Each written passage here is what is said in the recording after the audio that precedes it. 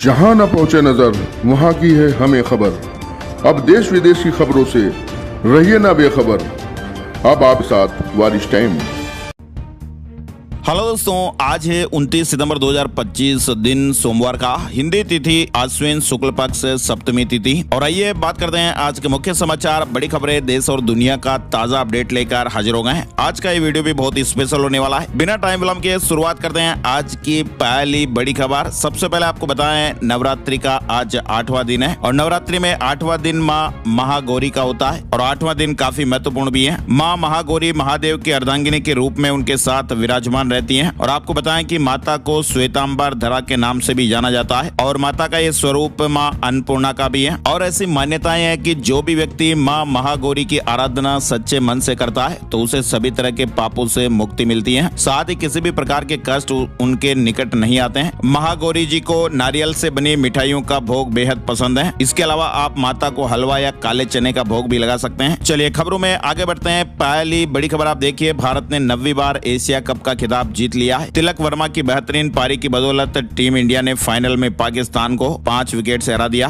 और बताया जा रहा है कि जीत के बाद भारतीय टीम ने पीसीबी चीफ मोहसिन नकवी से ट्रॉफी लेने से इनकार कर दिया और इसी वजह से मेडल सेरेमनी शुरू होने में करीब 1 घंटे की देरी भी हो गई। कुलदीप यादव ने सबसे ज्यादा 4 विकेट लिए, जसप्रीत बुमराह, वरुण चक्रवर्ती और अक्षर पटेल ने 2-2 विकेट लिए। पाकिस्तान से साहिबजादा फरहान ने सबसे ज्यादा 57 रन बनाए। Tilak Varma player of the match रहे। भारत की जीत का सेलिब्रेशन भी देखने को मिला। भारत ने पाकिस्तान को हराकर एशिया कप का खिताब अपने नाम कर लिया और भारत ने अजय रहते हुए यह टूर्नामेंट अपने नाम किया और पाकिस्तान के मुंह से जीत छीन ली। बीसीसीआई ने एशिया कप की विजेता टीम के लिए वित्तीय पुरस्कार की घोषणा की है। बीसीसीआई ने बताया कि सहायक स्टाफ और टीम को इस खिताबी जीत के लिए 21 करोड़ रुपए की इनामी राशि दी जाएगी। भारत की खिताबी जीत पर राष्ट्रपति द्रौपदी मुर्मू ने भी टीम को बधाई दी है। वहीं एशिया कप में भारत की जीत के बाद प्रधानमंत्री नरेंद्र मोदी ने भी प्रतिक्रिया दी। पीएम मोदी ने अपने आधिकारिक एक्स हैंडल पर पोस्ट करते हुए इस जीत को ऑपरेशन सिंदूर से जोड़ा है। भारत की खिताबी जीत के बाद पीएम मोदी ने लिखा कि खेल के मैदान पर भी ऑपरेशन सिंदूर, यहाँ भी नतीजा वही, भारत जीता। हमारे क्रिकेटरों को इसके लिए बधाई। चलिए आगे बढ़ते हैं। बड़ी खबर आप देखिए, दूध बढ़ाने के लिए गायों के दिमाग में चिप। रूस में यह हैरान करने वाला प्रयोग किया गया है। रूस की टेक्नोलॉजी स्टार्टअप कंपनी नीरी ने दुनिया में पहली बार गायों के दिमाग में न्यूरो इम्प्लांट लगाकर दूध उत्पादन बढ़ाने की कोशिश की है और कंपनी ने यह दावा किया कि शुरुआती रिजल्ट काफी बढ़िया रहे हैं, उत्साहजनक रहे हैं। साथ ही आप देखिए, नई दिल्ली में गलत खानपान और अनियमित दिनचर्या के चलते हार्ट के रोगी बढ़ रहे हैं। खास करके युवाओं में भी हार्ट की बीमारियां देखने को मिल रही हैं। एम्स के डॉक्टरों ने भारतीय और भूमध्य सागरीय आहार को मिलाकर 74 IAMD मेन्यू तैयार किए हैं। अध्ययन में यह पाया गया कि यह आहार शरीर में सूजन कम करता है और हृदय रोग से बचाता है। इस आहार में हरी सब्जियां, फल, दालें और मछली शामिल है। अनियमित खानपान से हृदय रोग का खतरा रहता है। एम्स ने 74 विशेष मेन्यू तैयार किए हैं। कुल मिलाकर दोस्तों, अनियमित दिनचर्या और गलत खानपान के चलते आजकल ब्लड प्रेशर, डायबिटीज के साथ साथ हार्ट के रोगी भी तेजी से बढ़ रहे हैं और हाल ये हो रहा है कि अब युवा भी इसके शिकार होने लगे हैं। एम्स के चिकित्सकों ने आहार मेनू तैयार किया है। 74 तरह का ये मेनू है। चलिए आगे बढ़ते हैं। बड़ी खबर, नेपाल के पूर्व पीएम ओली के काठमांडू छोड़ने पर रोक लग गई है। पूर्व गृह मंत्री और 3 अधिकारियों के लिए भी यही आदेश, पासपोर्ट भी रद्द होगा। नेपाल के पूर्व पीएम केपी शर्मा ओली समेत 5 लोगों के काठमांडू छोड़ने पर रोक लगा दी गई है। ये फैसला सुप्रीम कोर्ट के रिटायर्ड जस्टिस गौरी बहादुर कार्की की अध्यक्षता वाले न्यायिक आयोग ने लिया है। यह आयोग जेएनजेड आंदोलन के दौरान हुई गोलाबारी की जांच कर रहा है। आयोग ने नेताओं के पासपोर्ट निलंबित करने और कड़ी निगरानी रखने का भी आदेश दिया है। अच्छा, इसके अलावा आप देखिए, विजय की रैली में जो भगदड़ मच गई थी उसमें अब तक 40 लोगों की जानें जा चुकी हैं। सैकड़ों लोग घायल बताए जा रहे हैं जिनका हॉस्पिटल में इलाज चल रहा है। अभिनेता से नेता बने टीवी के चीफ विजय की रैली में बड़ी भगदड़ मच गई थी और पूरे देश को हिलाकर रख दिया। करूर में हुई इस भगदड़ में अब तक 40 लोगों की जानें जा चुकी हैं, कई लोग घायल हैं। घटना के बाद विजय की पार्टी ने मद्रास हाईकोर्ट का दरवाजा खटखटाया है और घटना की CBI या SIT जांच की मांग की है। तमिल एक्टर विजय की रैली में यह भगदड़ हो गई थी।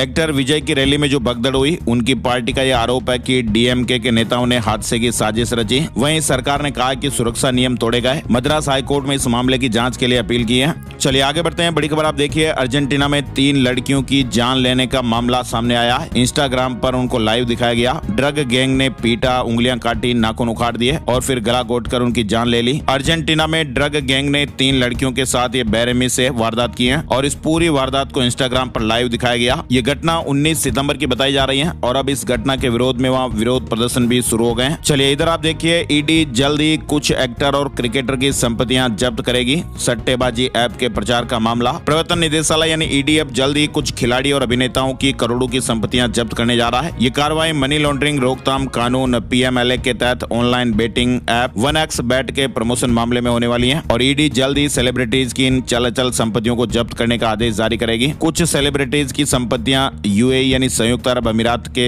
जैसे देशों में भी हैं, तो फिलहाल अब इनकी कीमत और मूल्यांकन किया जा रहा है। साथ ही आप देखिए, दिल्ली आश्रम कांड से जुड़ी बड़ी अपडेट खबर, 5 दिन की हिरासत में भेजा गया स्वामी चैतन्यानंद, 18 बैंक खातों में 8 करोड़, ये बड़ा खुलासा हुआ है। आगरा से गिरफ्तारी के बाद रविवार को आरोपी को पटियाला हाउस कोर्ट में मजिस्ट्रेट के सामने पेश किया गया। पुलिस ने अदालत से आरोपी की 5 दिन की हिरासत की मांग की, जिसे जज साहब ने मंजूर कर दिया। दिल्ली के वसंत कुंज स्थित Shri Sharada institute of Indian management research में 17 छात्राओं के साथ छेड़छाड़ के आरोपी स्वामी चैतन्यानंद सरस्वती उर्फ पार्थ सारथी को दिल्ली पुलिस ने 27 सितंबर की रात आगरा से गिरफ्तार किया था। चैतन्यानंद पर कई छात्राओं के यौन उत्पीड़न के गंभीर आरोप लगे हुए हैं। इधर आप देखिए, बड़ी खबर आ रही है, तल्खी के बीच डोनाल्ड ट्रंप के मंत्री के बेतुके बोल भी सामने आए हैं। भारत का नाम लेकर कहा कि कुछ देशों को सुधारना जरूरी। भारत और अमेरिका के बीच जारी तनाव के बीच ट्रंप के करीबी हावर्ड लुटनिक ने एक विवादित टिप्पणी कर अपना बड़बोलापन दिखाया है। लुटनिक ने कहा कि भारत ब्राजील जैसे देशों को सुधारने की जरूरत है। उन्होंने टैरिफ विवाद पर बोलते हुए कहा कि यदि अमेरिकी बाजार में व्यापार करना है तो अमेरिका के शर्तों पर चलना होगा। साथ ही बड़ी खबर देखिए, चुनाव आयोग का ऐलान, बिहार चुनाव और उपचुनाव में तैनात होंगे 320 आईएएस अफसरों समेत 470 केंद्रीय पर्यवेक्षक। इधर बड़ी खबर आ रही है, राजीव वर्मा दिल्ली सरकार के अगले मुख्य सचिव होंगे, 1 अक्टूबर से पदभार संभालेंगे। रविवार को गृह मंत्रालय की ओर से आदेश जारी किया गया है। एलपीजी गैस सिलेंडर को लेकर बड़ी अपडेट खबर आप देखिए, जिस तरह से आप मोबाइल नंबर पोर्टेबिलिटी का फायदा उठाते हैं, अब जल्द ही रसोई गैस उपभोक्ताओं को भी अपना मौजूदा गैस कनेक्शन को बदले बिना आपूर्तिकर्ता को बदलने की अनुमति मिलने वाली है। यानी जैसे सिम कार्ड को हम पोर्टेबिलिटी करा लेते हैं, इसी तरह से आप एलपीजी गैस कनेक्शन को भी अलग कंपनी में पोर्टेबल करा पाएंगे। जल्दी ऐसा अपडेट आपको देखने को मिलने वाला है। इसके अलावा आपको बताएं, रिजर्व बैंक ऑफ इंडिया की अगली मौद्रिक नीति समिति की जो बैठक है वो 1 अक्टूबर को होने वाली है। रेपो रेट में कटौती या स्थिरता पर भी फैसला देखने को मिलेगा।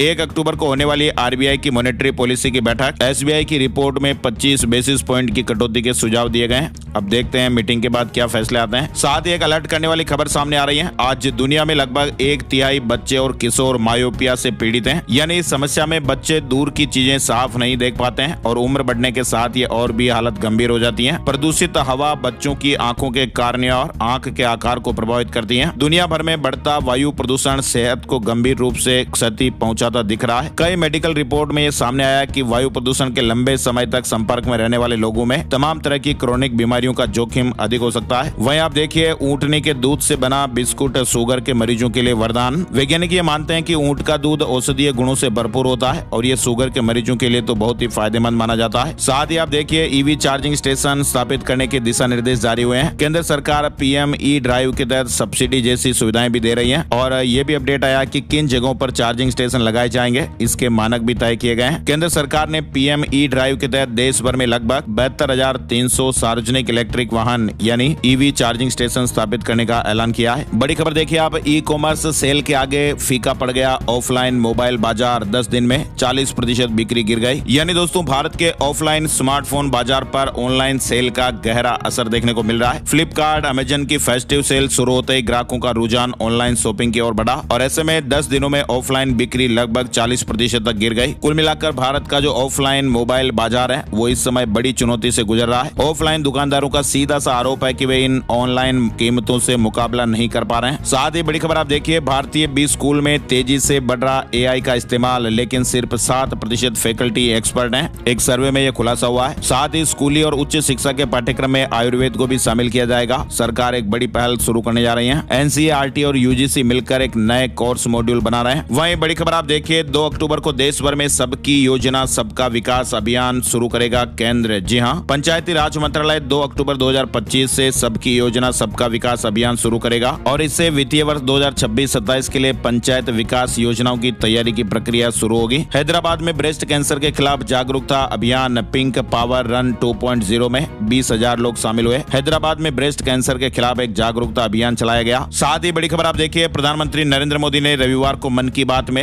देश देशवासियों को यह बताया कि भारत सरकार ने छठ महापर्व को यूनेस्को की इंटेंजिबल कल्चरल हेरिटेज लिस्ट में शामिल कराने की प्रक्रिया शुरू कर दी है। प्रधानमंत्री नरेंद्र मोदी ने रविवार 28 सितंबर को मन की बात के 126वें एपिसोड के जरिए देश को संबोधित किया। प्रधानमंत्री नरेंद्र मोदी ने रविवार को उपराष्ट्रपति सीपी राधाकृष्णन से मुलाकात की। पीएम मोदी ने ट्वीट कर कहा कि उपराष्ट्रपति के साथ अलग अलग मुद्दों पर गहन चर्चा हुई है। साथ ही आप देखिए, परमाणु कार्यक्रम के विरोध में संयुक्त राष्ट्र ने ईरान पर नए प्रतिबंध लगा दिए हैं। तेहरान ने ब्रिटेन, फ्रांस और जर्मनी में अपने राजदूतों को चर्चा के लिए बुलाया। संयुक्त राष्ट्र ने ईरान के परमाणु कार्यक्रम के कारण उस पर हथियार समेत कई प्रतिबंध फिर से लगा दिए हैं और इजरायल ने इसकी सराहना की है। यूरोपीय देशों की इस प्रक्रिया के बाद ईरान ने भी कड़ी प्रतिक्रिया देने की चेतावनी दी है। वहीं रूस ने इसे गैर कानूनी बताया है और इन प्रतिबंधों से अब मध्य एशिया में तनाव बढ़ने की आशंकाएं हैं। इधर आप देखिए, रूस का यूक्रेन पर सबसे बड़ा ड्रोन हमला हुआ। 12 घंटे तक 500 ड्रोन और 40 मिसाइलें दागी गई हैं। साथ ही ये तो आपको पता ही है कि इजरायल और हमास के बीच करीब 3 साल से जंग जारी है। इजरायली हमलों से गाजा पूरी तरह से तबाह हो चुका है। इमारतें मलबे में तब्दील हो गई हैं। लाखों लोग बेघर हो गए हैं और लोग अपनी जान बचाने के लिए शरणार्थी शिविरों में पनाह लिए हुए हैं। और इसी बीच गाजा के स्वास्थ्य मंत्रालय ने बताया कि इस जंग में अब तक करीब 66,000 से ज्यादा फिलिस्तीनी नागरिकों की जानें चली गई हैं और इनमें बड़ी संख्या में महिलाएं और बच्चे शामिल हैं। इधर आप देखिए, डोनाल्ड ट्रंप और नेतन्याहू की आज मुलाकात होने वाली है। इजरायल के प्रधानमंत्री नेतन्याहू और अमेरिकी राष्ट्रपति डोनाल्ड ट्रंप की सोमवार को मुलाकात होगी। ट्रंप गाजा युद्ध खत्म करना चाहते हैं, जबकि नेतन्याहू वेस्ट बैंक पर इजरायली संप्रभुता बढ़ाने की कोशिश में है। डोनाल्ड ट्रंप ने 21 बिंदुओं वाली शांति योजना दी है।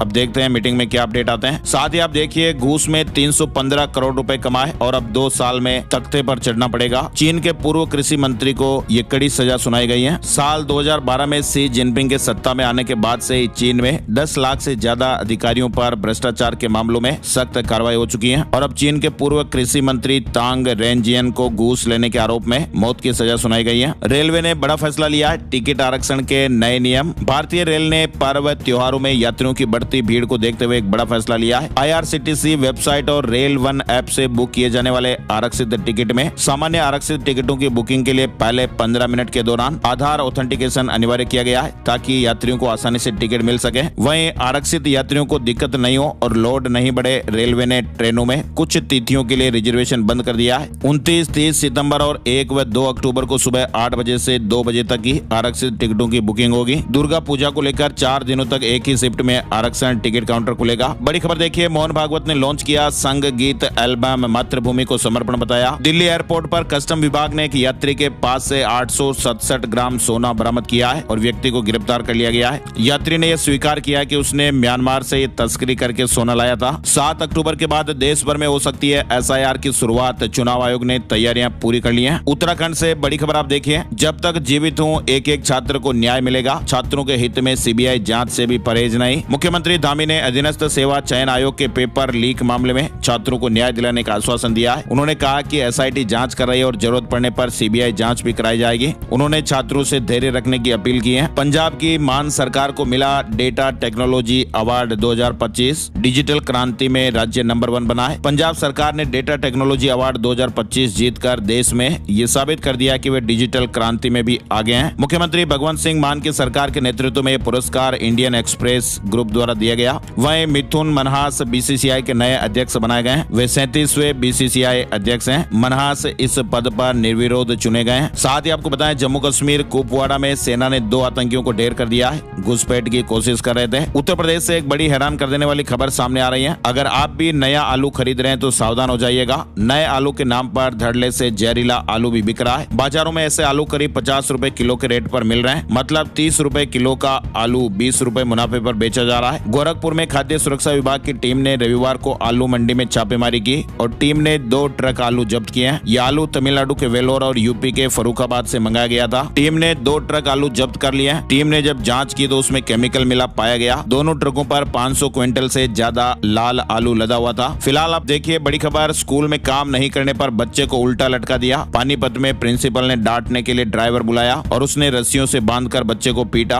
तो ये कैसी पढ़ाई हुई दोस्तों। हरियाणा के पानीपत सोनीपत में प्राइवेट स्कूल में दूसरी कक्षा के छात्र को बुरी तरह पीटा गया। दूसरी क्लास में बच्चा पढ़ता है और इतना छोटा बच्चा, और उसको उल्टा लटका दिया गया। बच्चे का कसूर सिर्फ इतना था कि वह काम करके नहीं गया था। खूब सारे थप्पड़ भी लगाए गए और साथ ही वीडियो बनाकर सोशल मीडिया पर भी अपलोड कर दिया। बच्चों को पनिशमेंट को लेकर आप लोगों की क्या राय और प्रतिक्रिया कमेंट करके जरूर बताइएगा। इधर आप देखिए पंजाबी सिंगर राजवीर जवंदा की हालत अभी भी नाजुक बताई जा रही है, वेंटिलेटर पर ही है। सीएम मान ने भी हाल जाना, परिवार से बातचीत भी की। दिल्ली के 300 से ज्यादा स्कूल, कई एयरपोर्ट्स को बम की धमकी मिली। दिल्ली में रविवार सुबह 300 से ज्यादा स्कूलों और संस्थाओं को बम की धमकी वाले ईमेल मिले। साथ ही देश के कई एयरपोर्ट्स को भी ऐसी धमकियां मिली, लेकिन जांच में कुछ भी संदिग्ध नहीं पाया गया। यूएन में जयशंकर बोले पाकिस्तान आतंक का सेंटर है। बड़े आतंकी हमलों की जड़ें एक ही देश से जुड़ी हुई हैं और आतंकी ढांचे का खात्मा जरूरी है। सोनू निगम को मिला 2024 का लता मंगेशकर सम्मान। सिंगर ने कहा 30 साल पहले भी कार्यक्रम में आया था। साल 2024 का लता मंगेशकर सम्मान प्लेबैक सिंगर सोनू निगम को दिया गया है। इधर आप देखिए सोनम वांगचुक की पत्नी ने कहा कि हिंसा के लिए सीआरपीएफ जिम्मेदार। पाकिस्तान से जुड़े होने के आरोपों का खंडन किया और कहा कि कानूनी कार्रवाई करेंगी। जेल में बंद सोनम वांगचुक की पत्नी गीतांजलि अंगमो ने पति पर पाकिस्तान से जुड़े होने के आरोपों का खंडन किया है। न्यूज एजेंसी पीटीआई से उन्होंने रविवार को कहा कि वांगचुक ने हमेशा गांधीवादी तरीके से प्रदर्शन किया है और 4 सितंबर की हिंसा के लिए उन्होंने सीआरपीएफ को जिम्मेदार बताया है। वहीं बड़ी खबर आप देखिए पाकिस्तान की जासूसी के आरोप में युवक गिरफ्तार। पलवल से 3 साल पहले पाकिस्तान गया। एम्बेसी के कर्मचारी को व्हाट्सएप पर जानकारियां भेजता था। हरियाणा के पलवल में पाकिस्तान के लिए जासूसी करने के आरोप में एक युवक को अरेस्ट किया गया है। इधर आप देखिए लद्दाख की संस्कृति पर हमला कर रहे बीजेपी आरएसएस सोनम वांगचुक की गिरफ्तारी पर राहुल गांधी ने भी ये बयान दिया है। लद्दाख में हुए हिंसक विरोध प्रदर्शन को लेकर रविवार को कांग्रेस नेता राहुल गांधी ने केंद्र सरकार पर निशाना साधा। राहुल गांधी ने इसके लिए भाजपा और वैचारिक मार्गदर्शक आरएसएस को जिम्मेदार ठहराया है। उन्होंने लद्दाख को 6ठी अनुसूची में शामिल करने की भी वकालत की है। बड़ी खबर आप देखिए उत्तर प्रदेश से आ रही है। सीएम योगी आदित्यनाथ ने कहा कि बिना मांगे जहन्नुम का टिकट करा देंगे। लातों के भूत बातों से नहीं मानते। दुस्साहस करोगे तो बरेली जैसा पिटोगे। बरेली में जुमे पर आई लव मोहम्मद को लेकर हुए बवाल पर सीएम योगी आदित्यनाथ ने कहा कि अराजकता कतई स्वीकार नहीं है। चलिए बड़ी खबर देखिए जनधन अकाउंट की री केवाईसी के लिए अब कुछ ही दिन बचे हैं। 30 सितंबर तक केवाईसी नहीं करवाने पर बैंक अकाउंट बंद हो सकता है। प्रधानमंत्री जनधन योजना को 10 साल पूरे हो चुके हैं और नियमों के अनुसार बैंक अकाउंट खुलने के 10 साल बाद केवाईसी यानी नो यूर कस्टमर अपडेट करना जरूरी होता है और ऐसे में सरकार ने 30 सितंबर तक जनधन योजना के तहत खोले गए बैंक खातों को री केवाईसी करवाने के लिए कहा है। तो अगर आपका भी जनधन बैंक अकाउंट है तो 30 सितंबर तक आप री केवाईसी जरूर करा लें।